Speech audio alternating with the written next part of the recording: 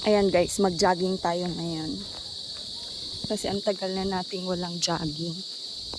Patsaba na ng patsaba. Ayan, ito yung school namin. Malawak to guys. Mga nasa 175 hectares. Mga dorm na rin dito sa loob.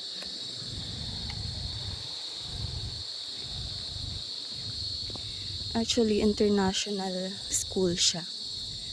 Kaya may mga dorm dito sa loob kasi may mga students na galing pang ibang bansa.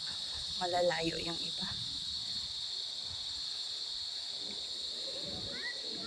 Ayan yung mga dorm, boys dorm.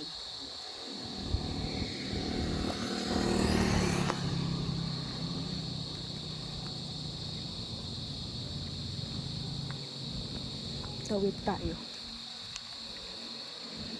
Mahogany Hall for boys dorm.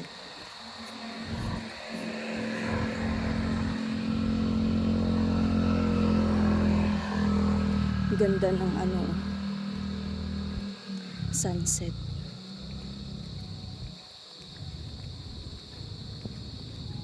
Ayan, maraming mga estudyante naglalakad-lakad din. Mga halaman. Ayan.